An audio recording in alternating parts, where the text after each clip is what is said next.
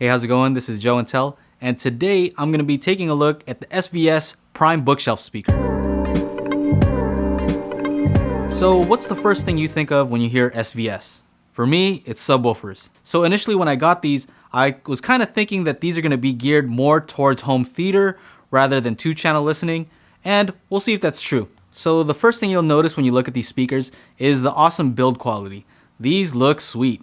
So SVS reached out to me and they asked me which one I wanted to review, and I asked them for the gloss one because it looks awesome. Alternatively, they have the ash finish. This one is the gloss and it is $100 more for the pair. You'll also notice that the front has a beveled edge and all around it has rounded edges. Another thing that's obvious is it has a truncated frame on the woofer. These things are pretty hefty at 15.5 pounds each, and the build quality overall is just very nice. Looking at the specs, you'll notice a 6.5-inch polypropylene woofer, a 1-inch aluminum dome tweeter, and turning this thing around, you'll notice that it is rear ported and it has 5-way binding posts. These speakers are rated from 20 watts to 150 watts. These are 8-ohm speakers and they have a sensitivity of 87 dB. So SVS claims a frequency response of 48 Hz to 25 kHz plus or minus 3 decibels. I've taken some measurements of my own here in my room. They are pretty spot on. The thing that's obvious is that these speakers measure very flat. Now comparing them to the ELAC UB5, which takes a top spot on my leaderboard, you'll notice that the SVS Prime Bookshelf doesn't hit quite as deep. Other thing you'll notice is the SVS has a flatter frequency response on the high end, and the frequency response is rising slightly. Now looking at the comparison between the UB5 and these SVS, it doesn't look like a ton of difference on the low end.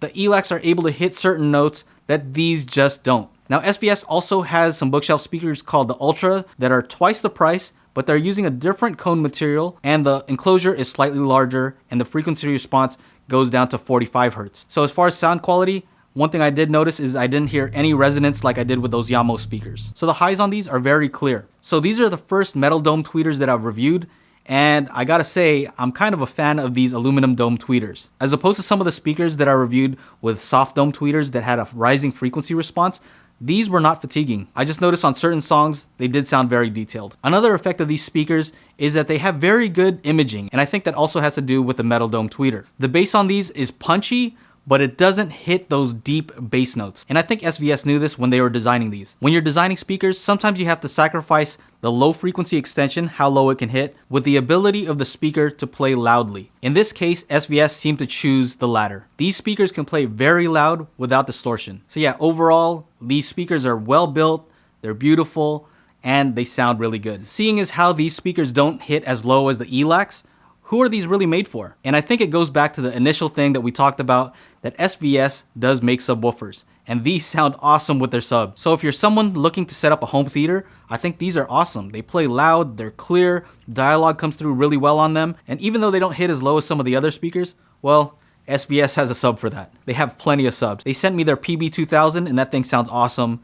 That's for a later review. So without even using a high pass crossover, these were able to play really loud. Now, if you have an audio video receiver with room correction and DSP, a lot of times they have a built-in crossover, which will allow these to play even louder, scary loud. Now, the other question was whether these are good for 2-channel audio, and I would say yes, but with a caveat. They sound awesome if you are using a sub. Luckily, these guys have a ton of subs. So SVS has an amplifier that they sent me, and it's called the Prime Wireless Sound Base. And this thing is 150 watts per channel, and it pairs perfectly with these speakers and a sub. A review of that is coming soon as well. So let's see where the SVS Prime bookshelves land on our speaker leaderboard. All right, so here we are with the speaker leaderboard, and this is going to be a tough one.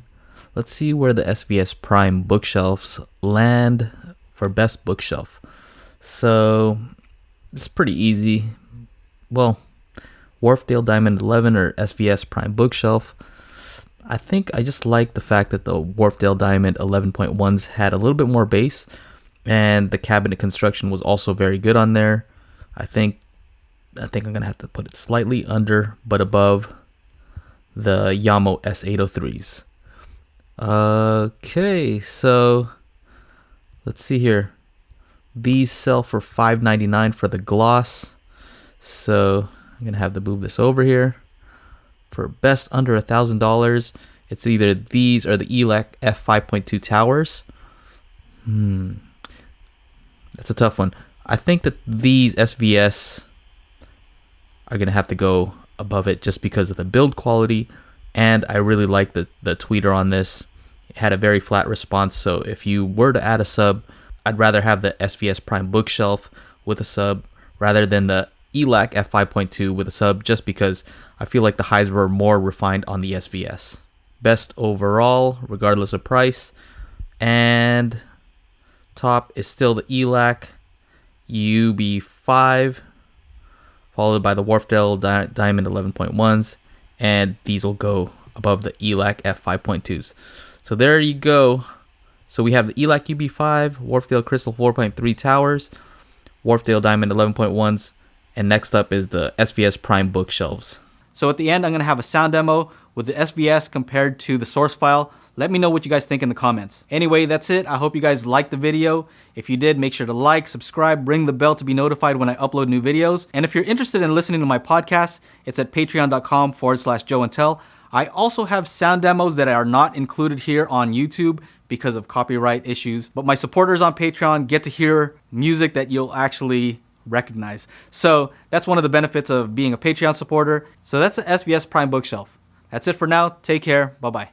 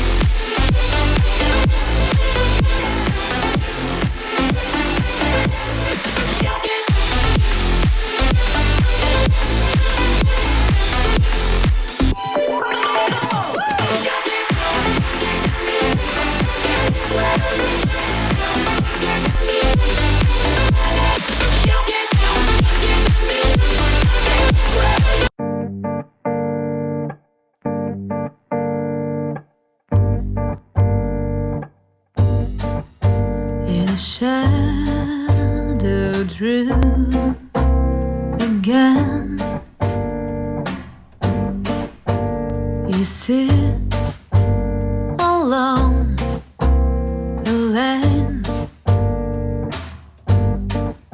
Only silence knows your name.